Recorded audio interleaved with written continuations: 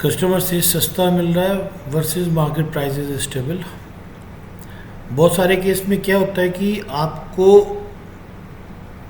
जब कस्टमर से आप रेट दे रहे होते हैं तो आपने लेट सपोज 100 रुपये का कोई रेट दिया तो कस्टमर आपसे कहेगा नहीं मुझे सस्ता मिल रहा है 99 मिल रहा है। तो इस तरह की कुछ केसेस आते हैं और वो आपसे नेगोशिएशन करता है। बहुत सारे कस्टमर ऐसे में बहुत अच्छे से नेगोशिएशन करते होते हैं। बट हाँ, आपको अगर पता है कि आप ऑलरेडी सेल कर रहे हैं और आपको पता है, इफ़ यू ऑलरेडी नो कि ये मार्केट है, आपको पता है कि कंपनी की कॉस्ट क्या है, मार्केट क्या है, तो वो आपको पता होना चाहिए। आपको मार्केट का भी पता होना चाहिए, ट्रेंड का भी पता होना चाहिए। ऐसे में यू मस्ट नो कि ट्रेंड क्या है मार्केट का, अगर अपवर्ड या डाउनवर्ड कौन सा ट्रेंड है।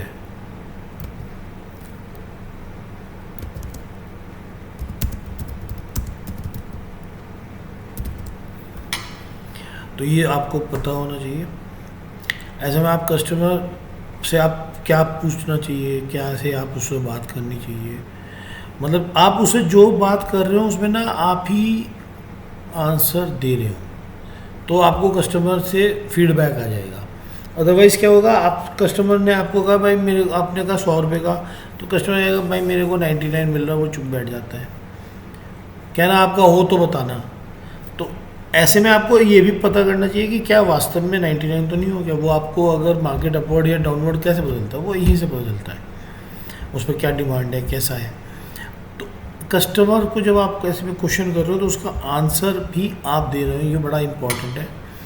पूछो कौन बेच रहा है, वो आपको नाम तो नहीं बताएगा बट किसी आप बड़े ट्रेडर का अपने एरिया में नाम ले सकते हो।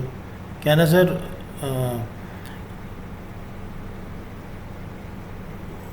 आपको उनसे 99 में मिल रहा है क्या, या आपको कोई ऑफ़र है क्या, आपको ये ग्रेड मिल रहा है या कोई ऑल्टरनेट ग्रेड मिल रहा है।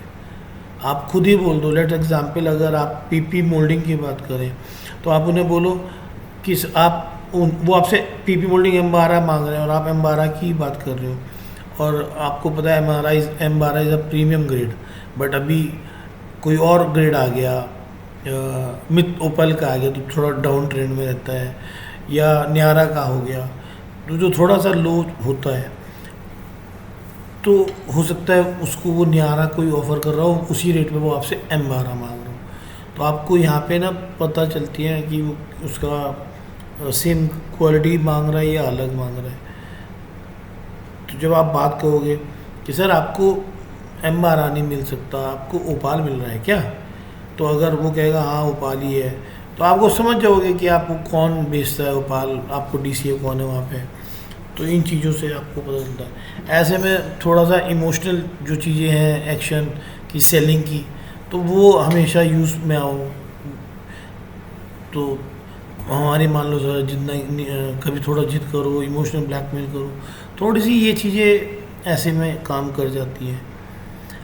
आपको करना क्या रखना चाहिए, अपनी कॉस्ट को चेक करके रखना चाहिए। मार्केट एक बार दोबारा चेक कर लो, हो सकता है कोई मार्केट में नई न्यूज़ आ गई हो, कंपनी कुछ डाउन तो नहीं कर रही हो, अगर लगता है कि फ्यूचर में कोई लॉस मतलब कम कर रही हो तो वो आपको पता हो।